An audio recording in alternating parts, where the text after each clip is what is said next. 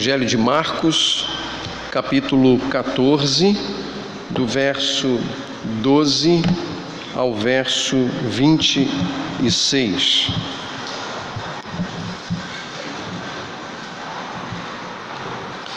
Nos diz assim a palavra do Senhor.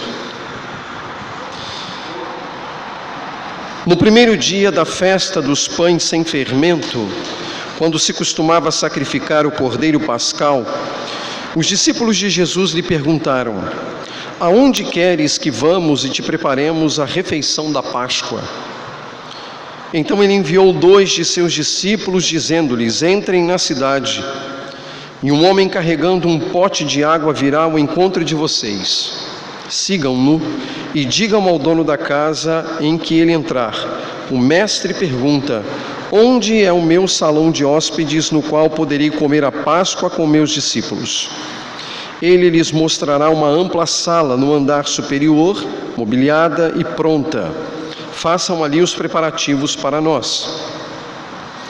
Os discípulos se retiraram e entraram na cidade e encontraram tudo como Jesus lhes tinha dito e prepararam a Páscoa. Ao anoitecer, Jesus chegou com os 12. Quando estavam comendo, reclinados à mesa, Jesus disse: digo-lhes que certamente um de vocês me trairá, alguém que está comendo comigo. Eles ficaram tristes e um por um lhes disseram: com certeza não sou eu. Afirmou Jesus: é um dos 12, alguém que come comigo do mesmo prato. O Filho do Homem vai, como está escrito a seu respeito, mas ai daquele que trai o Filho do Homem, melhor lhe seria não haver nascido. Enquanto comiam, Jesus tomou o pão, deu graças, partiu e deu aos seus discípulos, dizendo: tomem, isto é o meu corpo. Em seguida tomou o cálice, deu graças, ofereceu aos discípulos e todos beberam.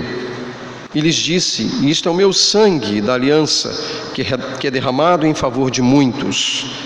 Eu lhes afirmo que não beberei outra vez do fruto da videira, até aquele dia em que beberei o vinho novo no reino de Deus. Depois de terem cantado um hino, saíram para o Monte das Oliveiras. Assentem-se, meus irmãos.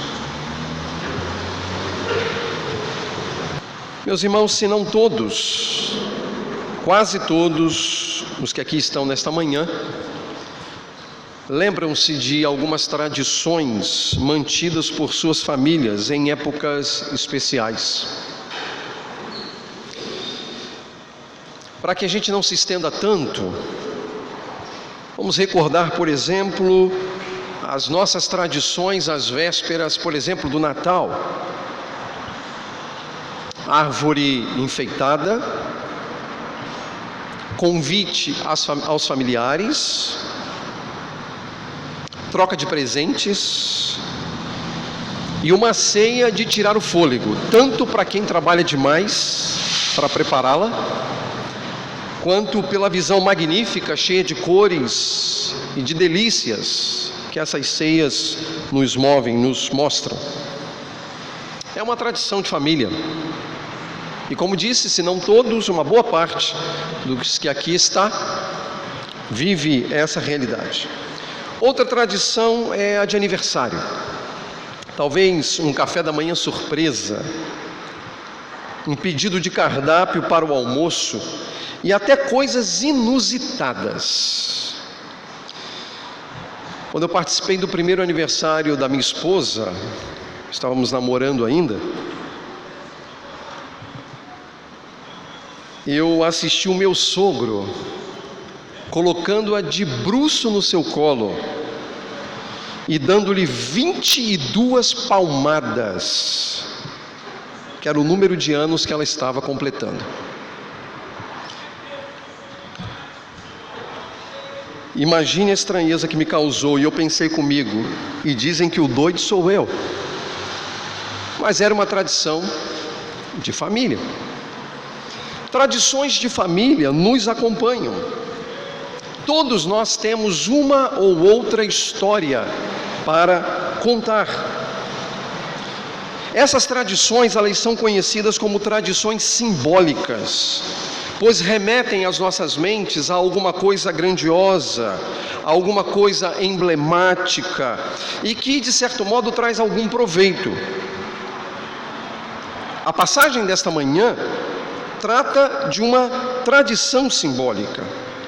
Aliás, nós estamos diante de uma das muitas tradições simbólicas do povo de Israel. O povo de Israel possuía muitas tradições, muitas festas. 3 delas, de acordo com o livro de Deuteronômio, geravam o deslocamento das cidades para Jerusalém. E o povo então rumava para Jerusalém como peregrino. A festa dos pães sem fermento, a festa das semanas e a festa das cabanas, que nós conhecemos como Páscoa, Pentecostes e Tabernáculos.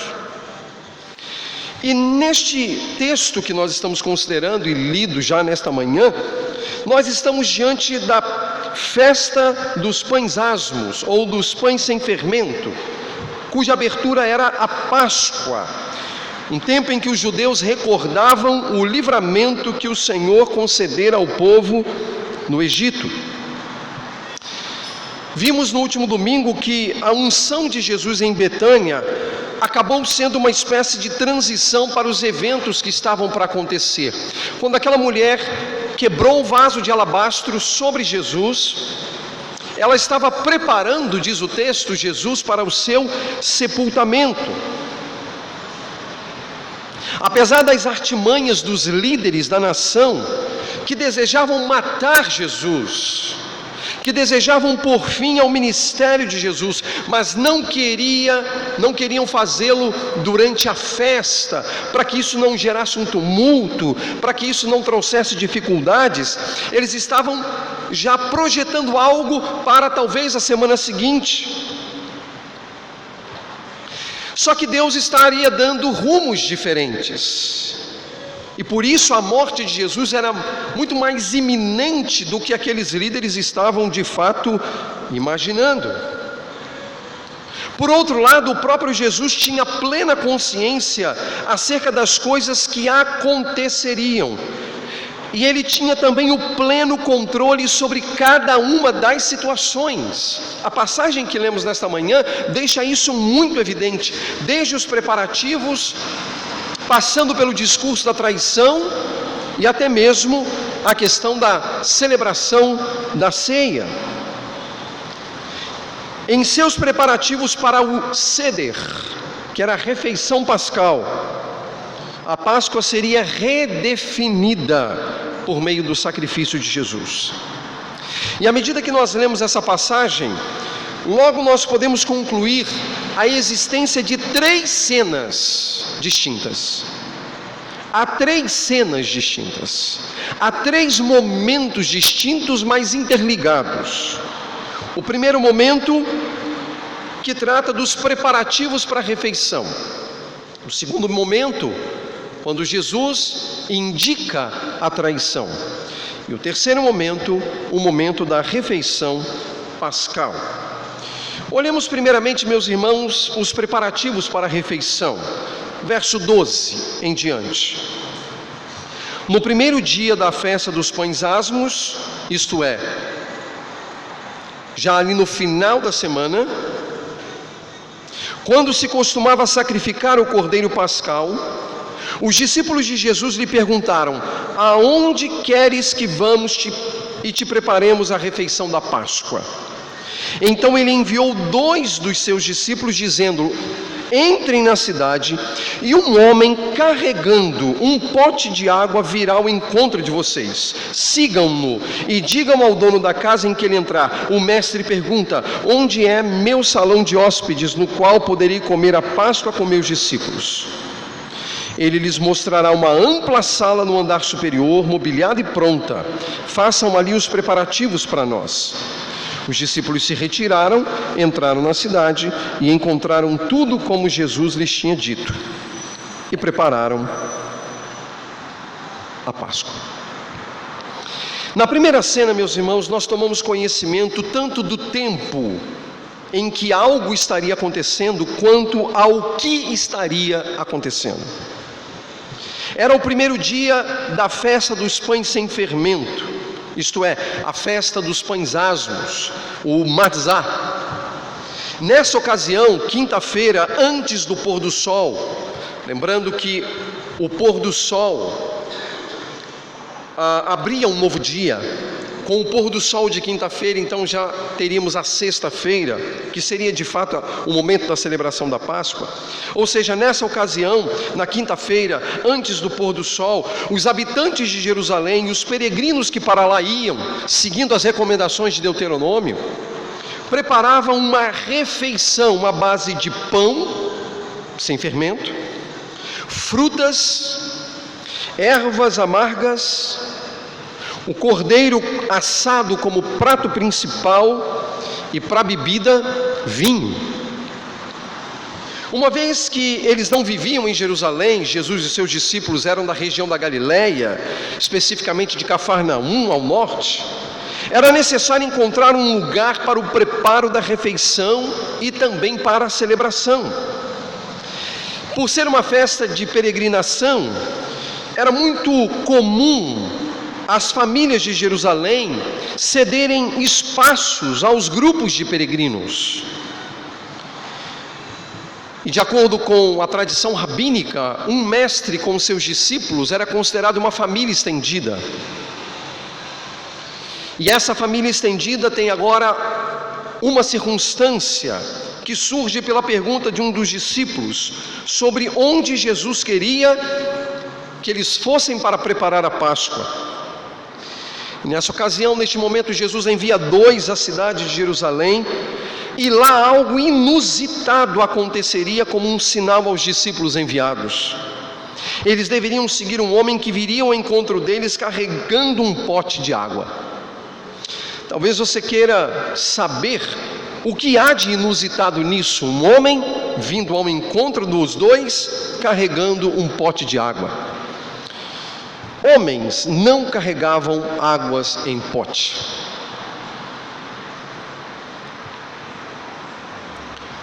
As mulheres carregavam água em pote. Os homens usavam recipientes de couro para carregar a água.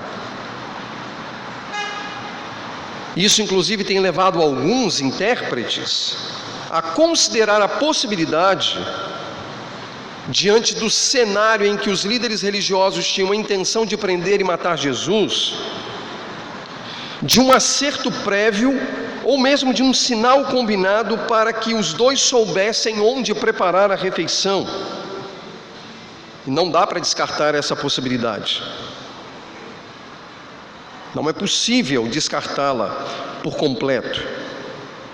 Muito provavelmente, inclusive, o dono da casa era alguém simpático ao ensino de Jesus.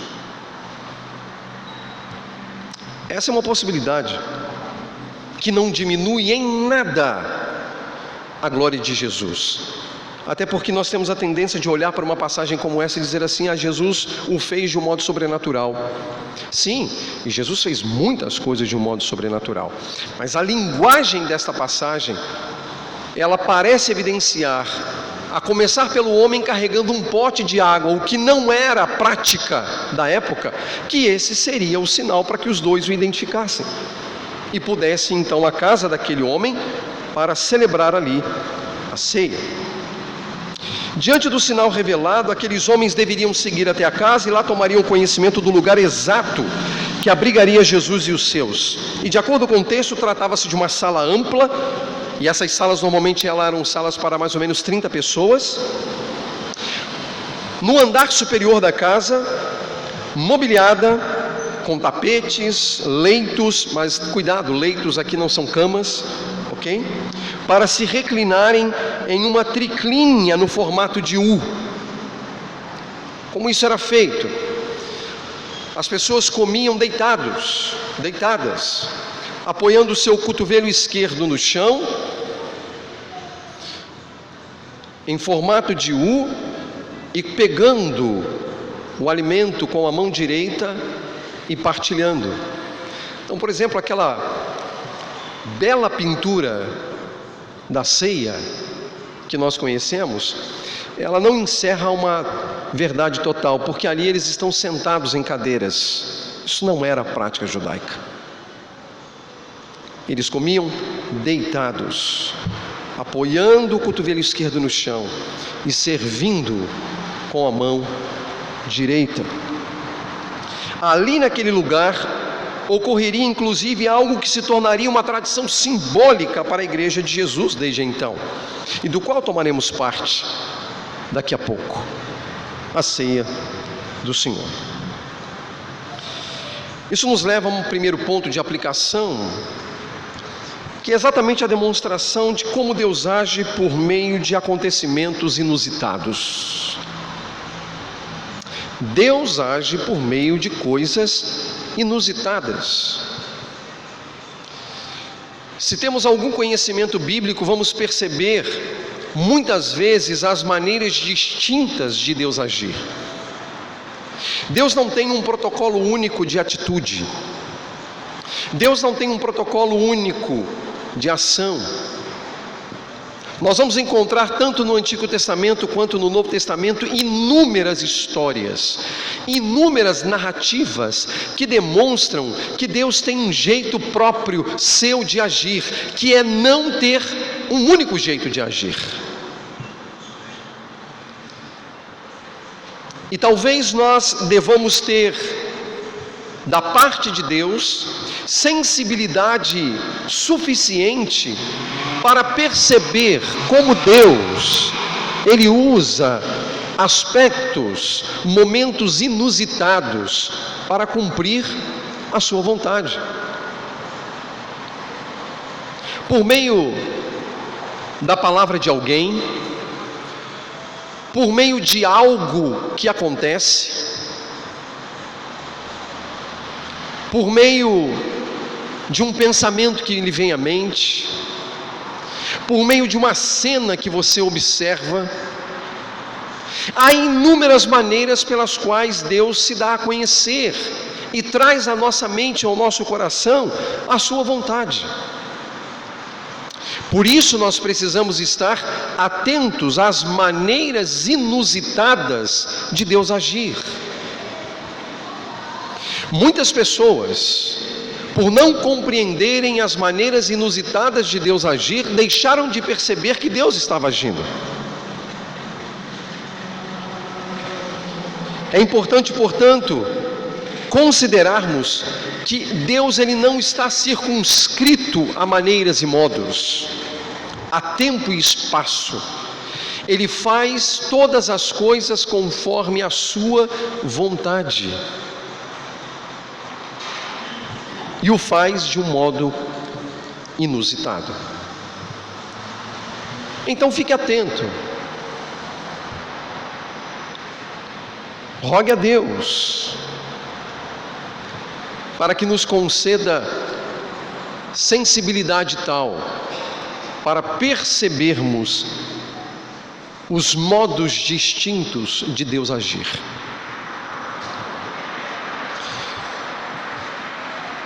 Há uma segunda cena na passagem, e ela vai do verso 17 ao verso 21. Ao anoitecer, Jesus chegou com os 12. Quando estavam comendo, reclinados à mesa, Jesus disse: digo-lhes que certamente um de vocês me trairá. Alguém que está comendo comigo. Eles ficaram tristes e um por um lhe disseram: com certeza não sou eu. Afirmou Jesus: é um dos 12, alguém que come comigo do mesmo prato. O Filho do Homem vai, como está escrito a seu respeito, mas ai daquele que trai o Filho do Homem. Melhor lhe seria não haver nascido. A segunda cena nos apresenta os indícios de um traidor. Ao anoitecer, isto é, após o pôr do sol, Jesus chegou com os 12 para partilhar a refeição com eles. E de acordo com a tradição pascal, a refeição se passava em 8 atos distintos. Toda a celebração era feita em 8 atos distintos. O primeiro ato era uma bênção sobre o vinho, e essa bênção era feita pelo cabeça da família ou pelo mestre, no caso aqui por Jesus. Mas se fosse numa família, seria pelo cabeça da família, pelo marido, pelo pai. Uma bênção sobre o vinho, seguido da primeira taça.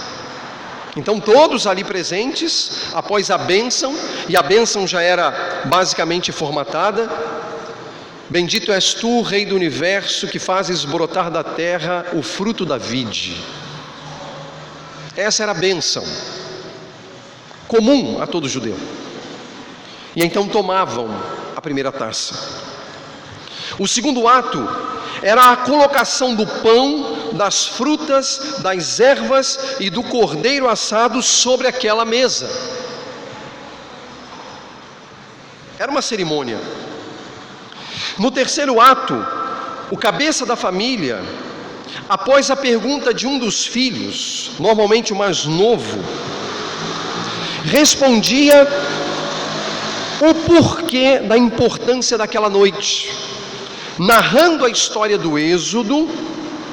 E após a narrativa da história do Êxodo, eles cantavam a primeira parte do Halel, Salmos 113 e 114. Eles entoavam os Salmos 113 e 114. Após este ato, após a narrativa, bebia-se a segunda taça de vinho. Após beber a segunda taça de vinho, chegava-se então ao quinto ato. O pão era abençoado. Bendito és tu, Rei do Universo, que fazes brotar da terra o trigo. Ele era partido, distribuído, e todos comiam um pão com as ervas e com as frutas. Após isso, sexto ato, a refeição propriamente era tomada, isto é, o cordeiro assado. Eles comiam então o cordeiro. Após gastarem algum tempo comendo o cordeiro, e a recomendação é que todo o cordeiro fosse comido, que não houvesse sobras, o cabeça da família então abençoava a terceira taça de vinho, também conhecida como a taça da redenção, e entoava uma segunda parte do Halel, Salmos 115 a 118.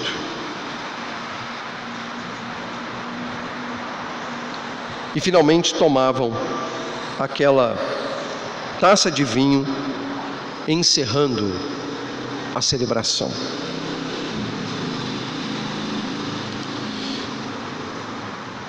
Talvez essa conversa de Jesus com os seus discípulos, como ela acontece antes do partir do pão, porque a cena do partir do pão é a próxima, dá-nos a ideia de que Jesus tratou do tema da traição enquanto ele estava expondo a história do Êxodo. Quando ele estava narrando para os discípulos a história da libertação do Êxodo, ou da libertação do Egito no Êxodo. Isso porque o partir do pão, que é o quinto ato, ocorre em seguida. Jesus, portanto, lhes diz algo bastante grave que estava relacionado a um dos 12. Um deles o trairia. Um dos que estavam partilhando da refeição pascal com ele o trairia. E mais, um dos que com ele comia do mesmo prato. Esse é um detalhe que os nossos olhos não podem saltar. A tradição dizia que para cada grupo de 3 pessoas havia um prato, onde eram colocadas ali frutas, as ervas amargas, o pão.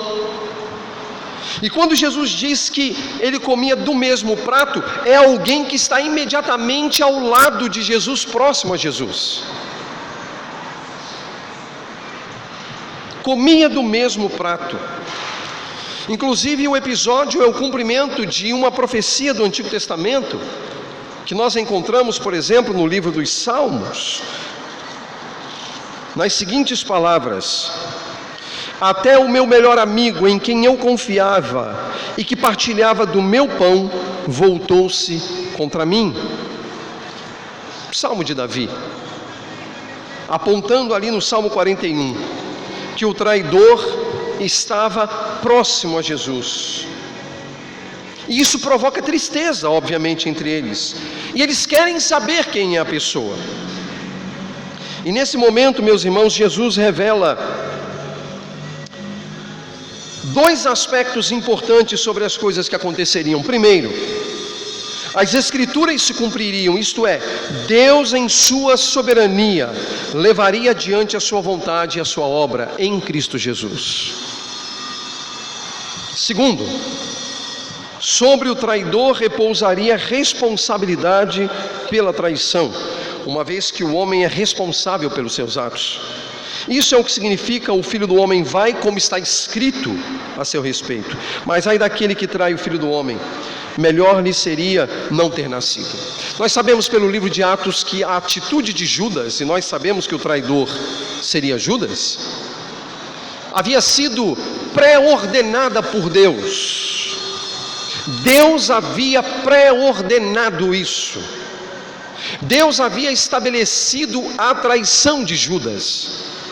Isso não sou eu quem digo, é o livro de Atos quem diz que ele praticou aquilo para o qual Deus havia pré-ordenado que ele praticasse. E isso coloca como um segundo ponto de aplicação essa suposta tensão entre a soberania de Deus e a responsabilidade humana, para mostrar que a soberania de Deus e a responsabilidade humana não são excludentes, de que Deus é soberano e que o homem é responsável, de que o homem é responsável e de que Deus é soberano. Algumas pessoas têm enorme dificuldade para entender essas duas doutrinas, porque para elas não são, para essas pessoas, essas doutrinas não são paradoxais, elas são antitéticas. Para essas pessoas, elas são excludentes. Se existe soberania de Deus, não pode haver responsabilidade humana. Se existe responsabilidade humana, não pode haver soberania de Deus. Mas não é essa a linguagem bíblica. A linguagem bíblica não é da antítese. A linguagem bíblica é do paradoxo. Elas coexistem. Elas coexistem.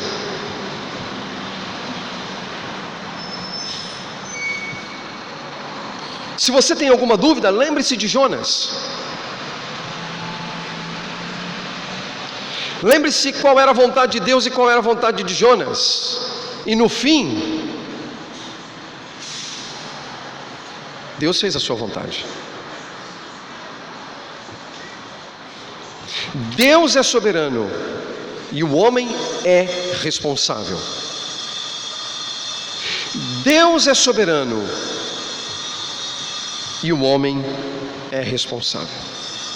Daí que nós temos que ser muito cautelosos para não atribuir a Deus a nossa culpa, como se a nossa culpa pudesse ser justificada por um Deus que é santo. O cuidado que nós precisamos ter ao lidar com essas duas doutrinas fundamentais à fé, verdade de Deus para a vida da igreja. Uma imagem ou uma cena que pode elucidar um pouco isso é você tentar imaginar alguém num grande navio cargueiro. Alguém que, ao caminhar ali no navio cargueiro em alto mar, ele caminha na direção contrária à direção do navio. Uma hipótese: o navio está indo ao sul, mas ele diz: eu vou para o norte. Ele pode andar na direção do norte, mas até os limites do navio cargueiro, porque no final das contas, mesmo andando para norte, ele irá para onde o navio cargueiro vai, para o sul. O homem pode buscar os seus caminhos, o homem pode buscar as suas esferas, mas no final de todas as coisas, Deus cumprirá a sua vontade. E aquilo que o homem imaginava fazer à revelia de Deus, no fim das contas, estaria fazendo de acordo com a vontade de Deus. Judas estava sendo advertido. O texto diz que o Filho do Homem vai, como está escrito a seu respeito, mas ai daquele que trai o Filho do Homem, melhor lhe seria não haver nascido. Esse é o caso de Judas. Melhor lhe seria não ter nascido. Mas nasceu para cumprir os propósitos do Senhor. A terceira e última cena, do verso 22 ao verso 26, é a cena da refeição pascal. Observe. Enquanto comiam, Jesus tomou o pão, ou seja, é o quinto ato. Jesus tomou o pão.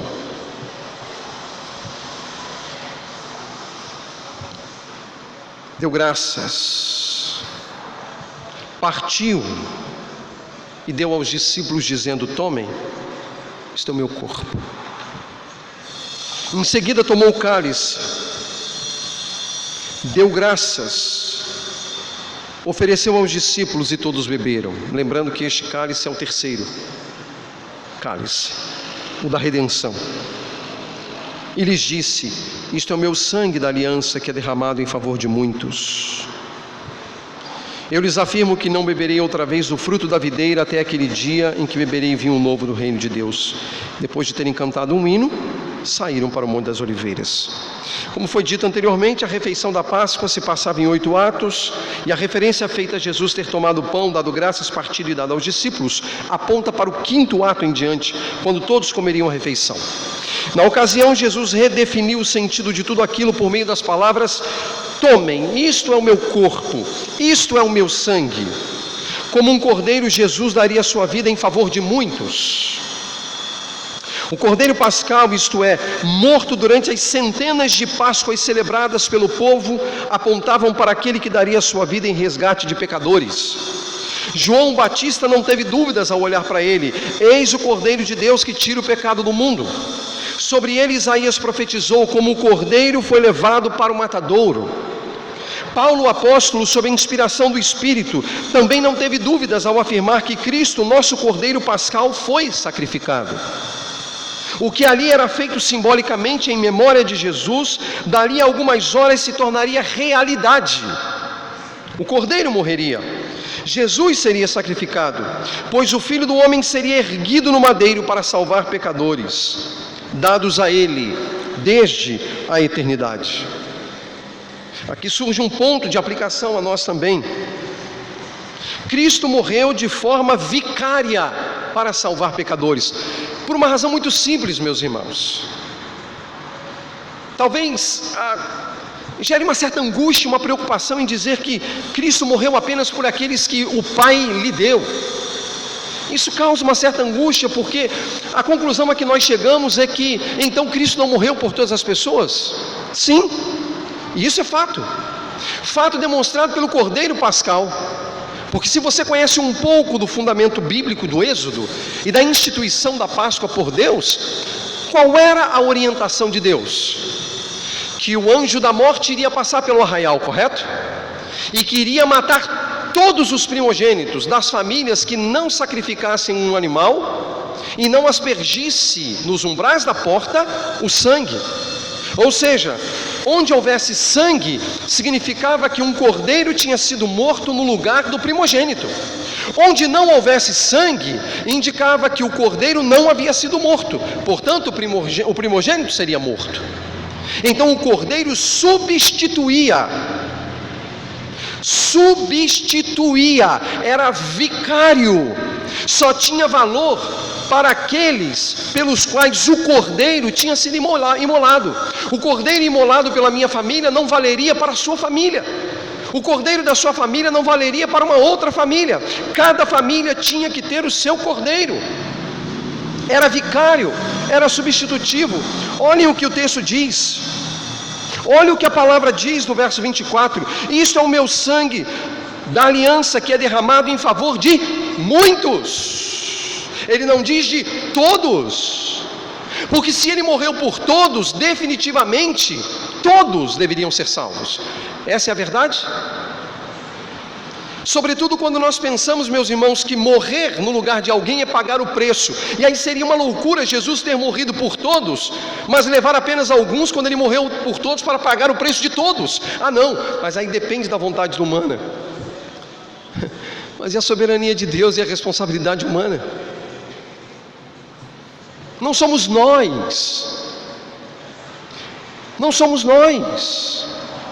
Cristo morreu por aqueles que foram dados pelo Pai a Ele. É isso que Ele diz. Todo o que o Pai me dá, olha, todo o que o Pai me dá, virá a mim. O que pressupõe que aquele que o Pai não dá, não irá. E o que vem a mim, de maneira nenhuma, o lançarei fora. É simples, é preto no branco, é texto, é verdade, é inspirado pelo Espírito. Por mais que isso possa nos causar arrepios na espinha, mas o texto é claro, ele morreu por muitos.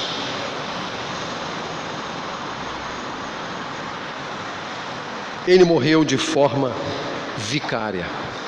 É por isso, meus irmãos, que nós podemos louvá-lo, sabe por quê? Todos aqueles pelos quais Cristo morreu serão salvos. Todos. Não ficará um.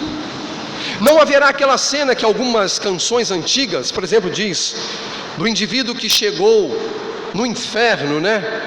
E diz assim: não me falaram de Cristo, não me falaram de Cristo, tantos vi que salvou, olha, mas ninguém se importou de falar-me da graça. Caramba, se ele viu que salvou, por que não creu? Por que não creu? Não faz sentido. Ninguém vai poder chegar diante de Deus, olha, e dizer: Senhor, eu estou indo para o céu, porque não me falaram, porque não testemunharam. Se tivesse dito, eu iria. Não, ninguém poderá. Ninguém irá para o céu contra a sua vontade, mas também ninguém irá para o inferno contra a sua vontade. Ninguém. Saia daqui agora e converse com o mais ímpio dos homens. Converse com o mais ímpio dos homens. Veja se ele não se agrada naquilo que ele está fazendo, se ele não sente prazer naquilo que ele está fazendo. Então ele faz de acordo com a sua vontade, ele é responsável. Ninguém poderá se justificar diante de Deus quando chegar em sua presença, alegando que não foi dado a ele o que deveria ser dado. Ninguém. Ninguém.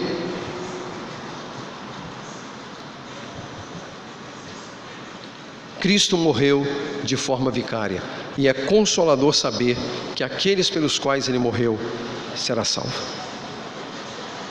Deus está formando para si um povo redimido, um povo salvo.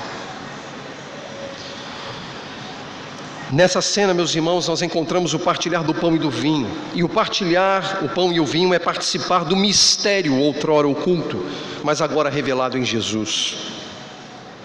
É participar de uma tradição simbólica, quando as nossas mentes retornam ao Calvário, Calvário da dor, Calvário da agonia, para que nós tivéssemos vida. Nós, pecadores, homens e mulheres que não têm méritos algum. Comer e beber são, portanto, atos da participação de Cristo, conforme a nossa própria confissão de fé afirma, a Confissão de Fé Batista de 1689, para confirmar os crentes na fé e em todos os benefícios dela decorrentes, para promover a nutrição espiritual e o crescimento deles em Cristo. Isso está no capítulo 30, parágrafo 1º de nossa confissão. Mas não apenas isso, meus irmãos, observem, a ceia do Senhor, como nós a conhecemos, possui um caráter escatológico consolador, pois aponta para coisas futuras, como fica evidente nas palavras de Jesus: eu lhes afirmo que não beberei outra vez do fruto da videira, até aquele dia em que beberei o vinho novo no reino de Deus. Jesus está olhando para frente, Jesus está olhando para o desdobramento escatológico. Por ocasião de sua volta haverá um enorme ajuntamento, uma enorme celebração na presença do Cordeiro de Deus. Isso nos mostra, meus irmãos, que o nosso presente, o nosso aqui, o nosso agora, devem ser guiados por dois pontos distintos na história. Devem ser guiados pelo passado, quando olhamos para a cruz, mas deve também ser guiado para o futuro, quando olhamos para a parousia, quando olhamos para o retorno de Jesus Cristo. Nós estamos aqui por causa da cruz, mas os nossos olhos precisam estar lá, no futuro, na vinda de nosso Senhor. Nós sabemos de onde estamos vindo, e nós sabemos para onde estamos indo. A Páscoa era isso.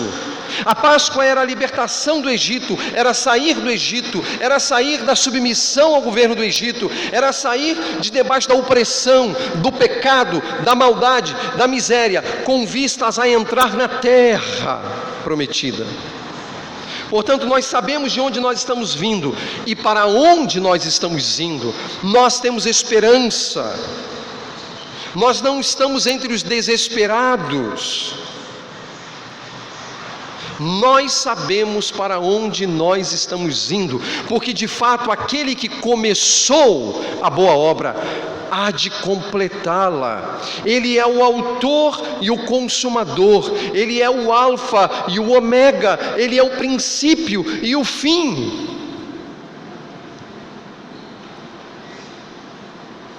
E nossas vidas descansam nele. Então não sou eu, não é você, é Jesus, é por Jesus. Nossa vida, portanto, precisa contemplar o passado, o Calvário, mas também contemplar o futuro, a parousia, o retorno de nosso Senhor. Meus irmãos, a passagem informa que depois de terem cantado o hino, isto é, a segunda parte do Halel, Salmos 115 a 118, saíram para o Monte das Oliveiras. Cantar após a refeição era o ato final, seguido de mais uma taça de vinho. Lá no Monte das Oliveiras, Jesus experimentaria profunda angústia, seria traído, preso, posteriormente julgado, condenado, humilhado, morto. Mas isso não seria o fim.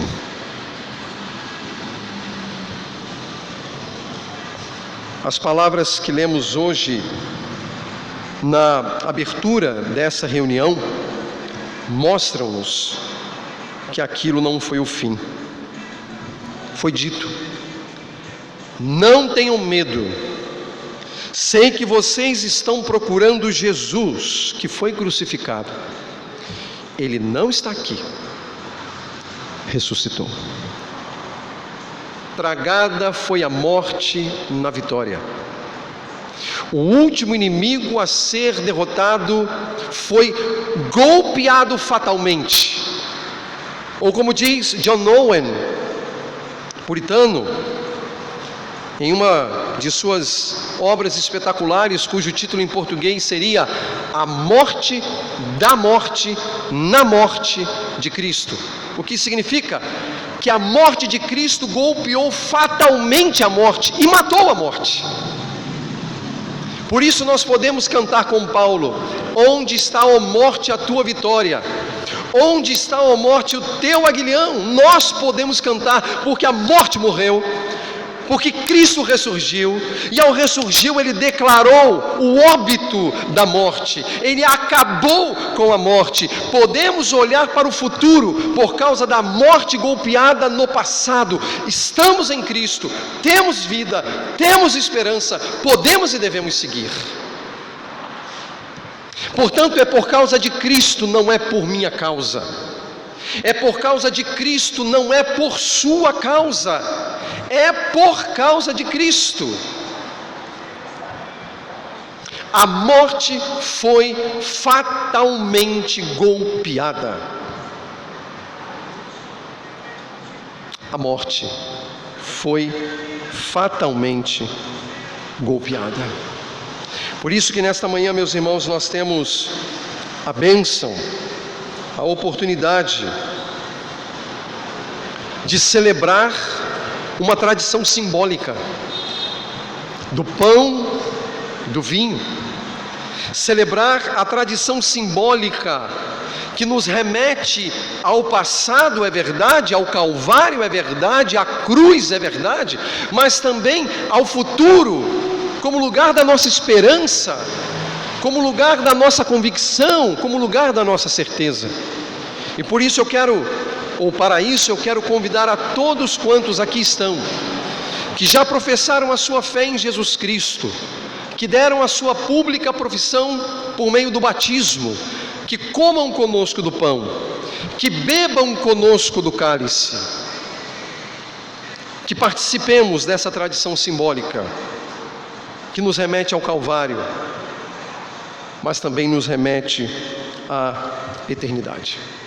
Nós estamos caminhando para o final. Vamos ficar em pé, meus irmãos, para a bênção. Que o amor de Deus, o Pai, a graça bendita de Jesus Cristo, nosso Salvador, e as ternas consolações do Espírito Santo seja com o povo de Deus espalhado por toda a terra, hoje e sempre. Amém.